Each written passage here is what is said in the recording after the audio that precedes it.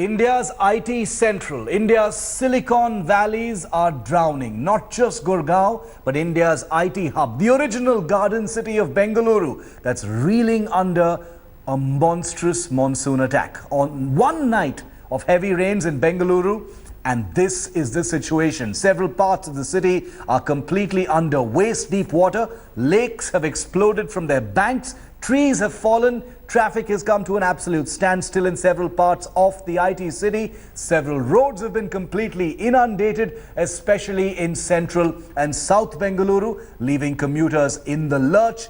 Polluted lakes like the Bellandur lake, as you see in these pictures, have also overflowed. And that disgusting polluted froth that we've seen in these waters has actually spread to nearby homes and streets. The civic body in the city has gone into overdrive trying to cope with the situation on the ground. A helpline has been opened by the municipal authorities to help. Bangaloreans and the fire department has begun using boats to help stranded residents get to safety.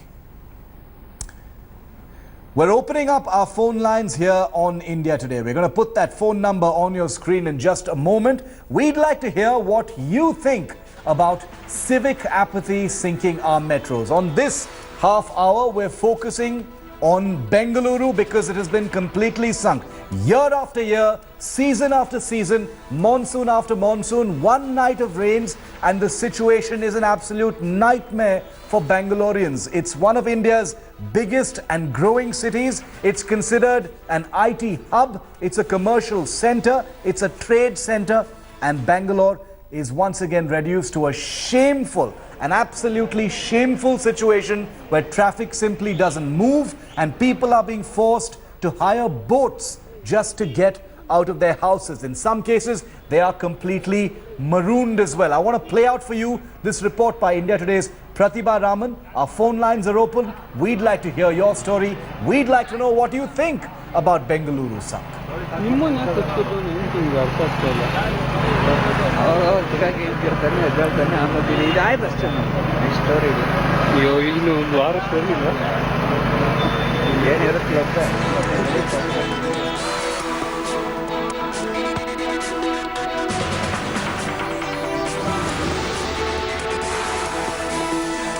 Bengaluru from just a short while ago of the situation.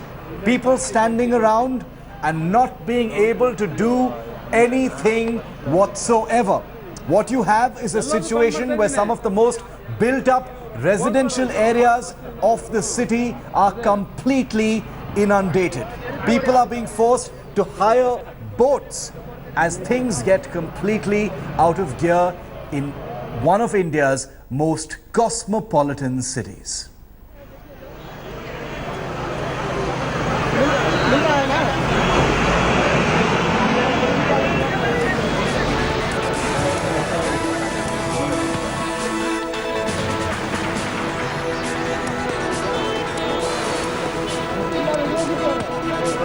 Us by one of Bangalore's most prominent citizens joining us live here in just a couple of minutes. He's going to be taking our questions. He's also an activist who's dedicated himself to a better Bengaluru. He's going to take questions and give us his sense of where things really are at. But we're opening up our phone lines right now because we'd like to hear more voices from the city of Bengaluru. We've got a reporter on the ground, but we also need our voices from our viewers.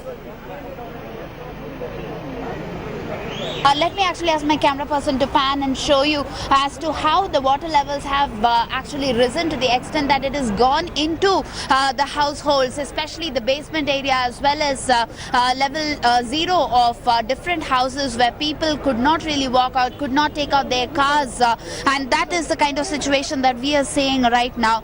In fact, most of them blame the civic authorities here for this kind of happening, mainly because there larger culverts that you call are one of those that are responsible for this, because none of them have really planned the canals, planned the stormwater drains here.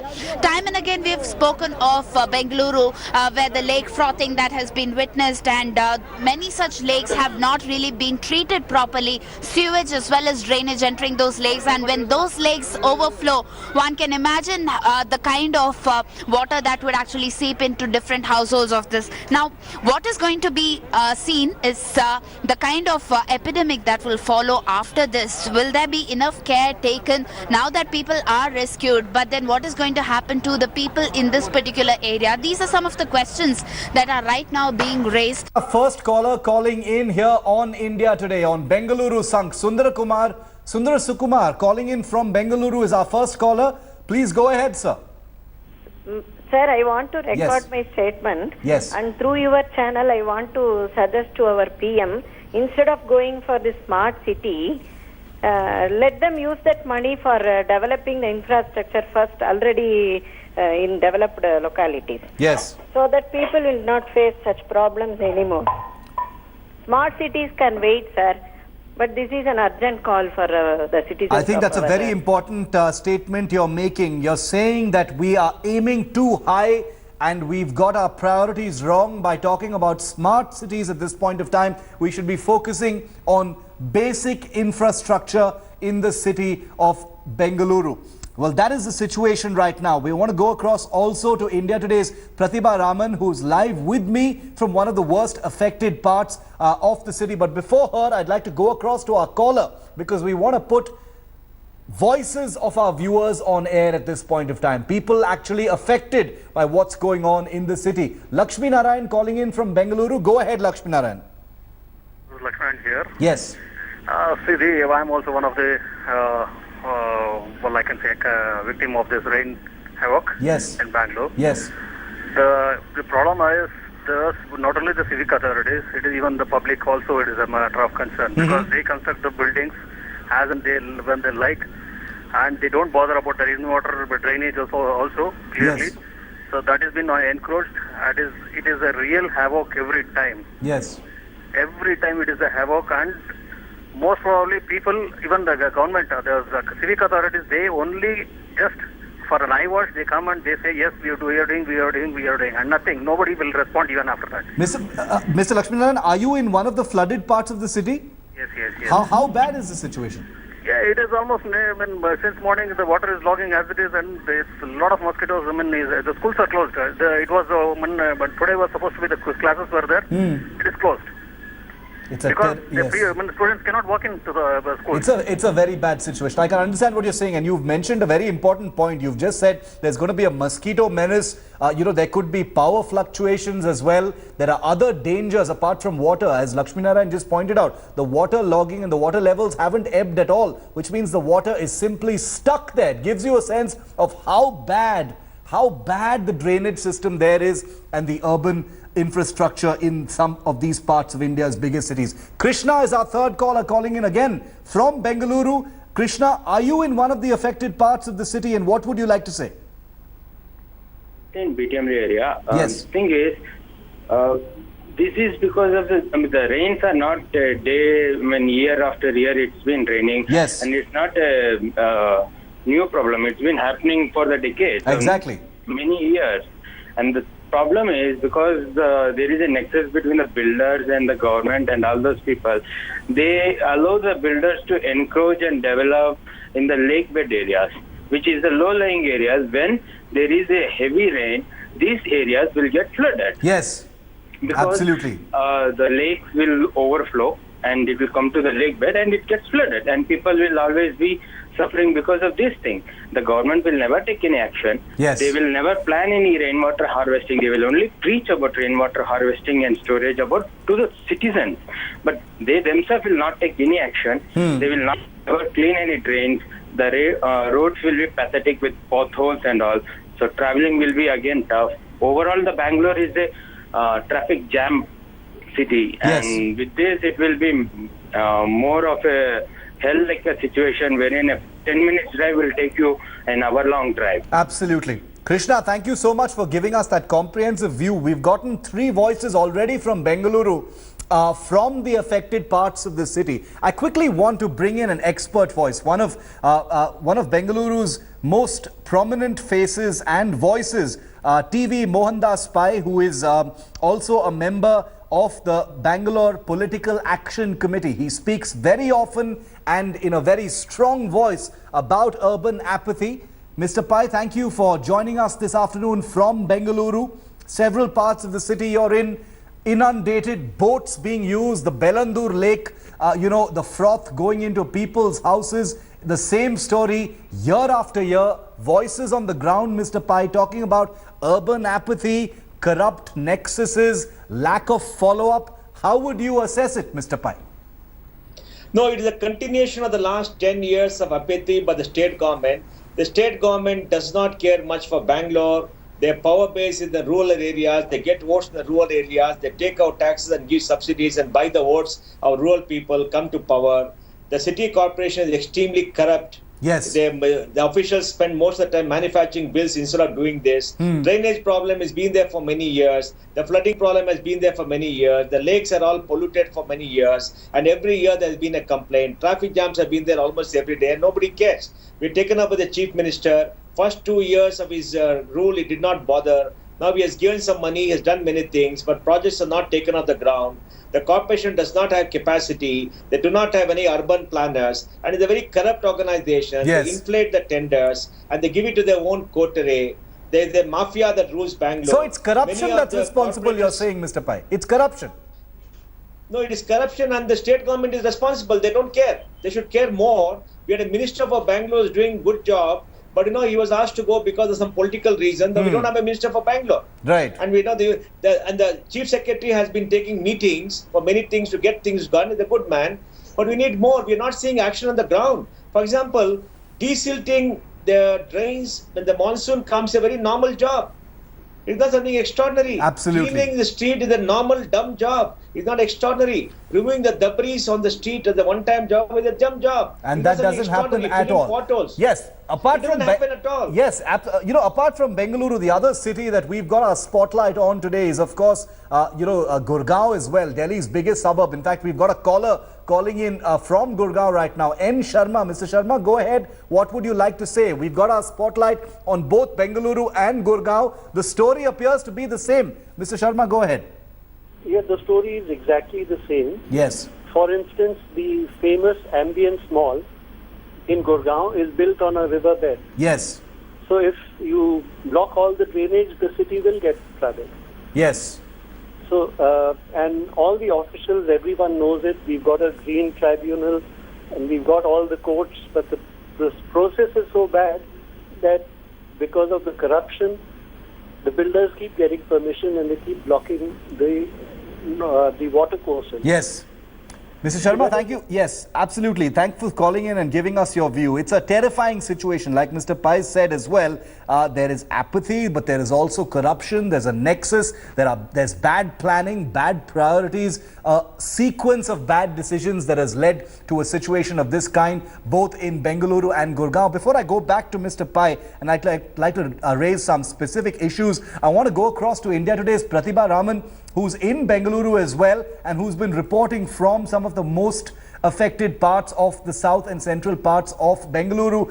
Pratibha, voices from your city telling us really, really how bad it is. You're there on the ground. Tell us what you're seeing. Are things getting better, or, could there be more rain, in which case it could get much worse?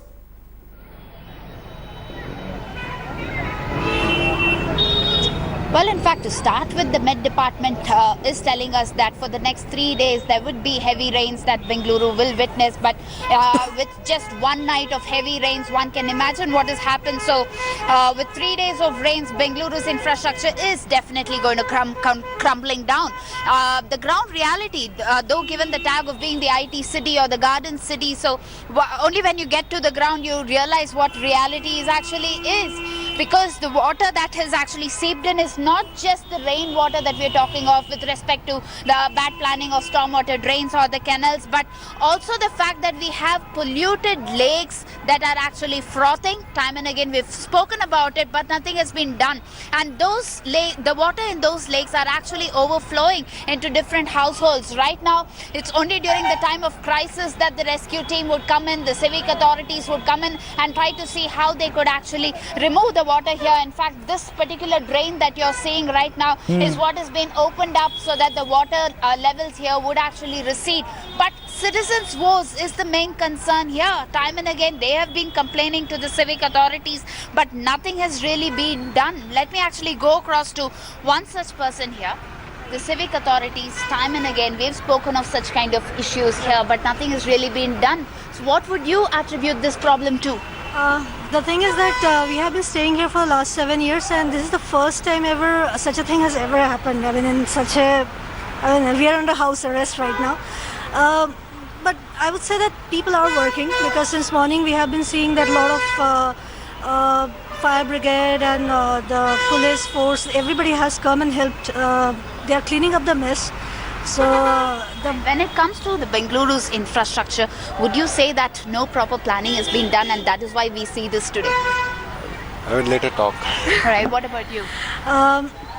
Yeah, it is a problem, no doubt about it. The drainage is a major issue, I would say, everywhere. So across the city, and I think that's what we are seeing here. But let's see how it goes. The main issue is, Shiv, one, we are talking about the construction on lake bed areas. Who really gives the licenses? When we are talking of these kind of deluge that Bengaluru witnesses, the main problem is, one, the construction that happens on lake bed areas, and two, the number of Rajakalways. What we actually need is running up to the lengths of at least 80 to 100 kilometers, but in ground reality there would be just about 20 to 25 kilometers of Rajakalways in a particular area of Bengaluru. Incredible pictures, and that young lady saying that people are under house arrest in the city as a result of the rain in several parts over there. You can see people being put into boats. These are live pictures that Pratibha is getting us of people being put into boats and taken away from their areas. I want to take another caller, and I also want to go back to Mr. Mohandas Pai in just a moment. Balu calling in from Bengaluru as well. Balu, go ahead. The third place near Mini Forest. My wife is a renal patient. She has to undergo dialysis. This morning, I had to take her to the hospital near 9th block, which is just about 1.1 kilometer from my house. To reach that place, it took almost 30 minutes. And by the time she could reach there, we almost lost her. My God. That is the situation because of the everywhere, whichever road you go, there is a tree fallen down because of the rain. And thereafter, I have to dropping her in the hospital. I have to get one of the breathing apparatus repaired. That was by Banerghatta Road from Jayadeva Hospital to Sagar Hospital. Yes. Just about 2 kilometers. It took 2 hours for me to reach these are the kinds of scary stories, Mr. Mohandas Pai, that we've been hearing since the morning. Balu, the caller you just heard, from Bengaluru, from your city, talking about how he almost lost his wife, taking her to a hospital from his house just a kilometer away. Mr. Pai, what does the government need to say to such situations, to such citizens? Okay, we've lost that link with Mohandas Pai again, probably as a result of that bad weather. How ironic. But we've got another caller, and like I said, we've got our spotlight on both Gurgaon and Bengaluru. Saroj is our next caller, calling in from Delhi. Saroj, go ahead. What would you like to say? It's so sad, when you look at what is happening in this country. Yes. And it's nothing but stripping the poor people of their taxes. I wonder where the taxes are being used or whose pockets are being full. Good point. I think there should be a revolution and all taxes should be stopped till the condition of the country becomes better. And Saroj, you're calling from Delhi, correct? That's right. And Delhi is not a city that, is unaffected by this sort of thing. We've seen, you and I live in Delhi, and we've seen how rains affect our city as well.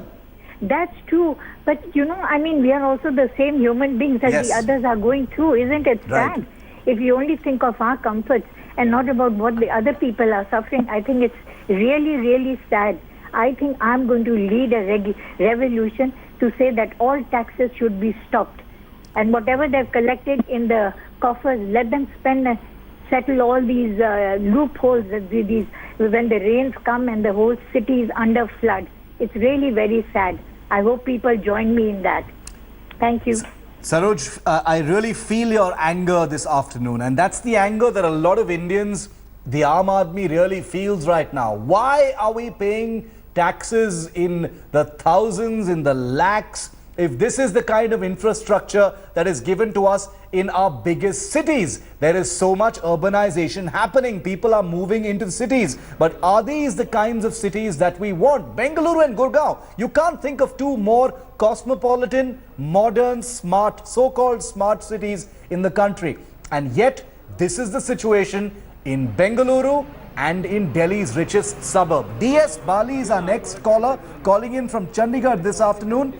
DS Bali, go ahead. What would you like to say? It is a pathetic situation which I am witnessing.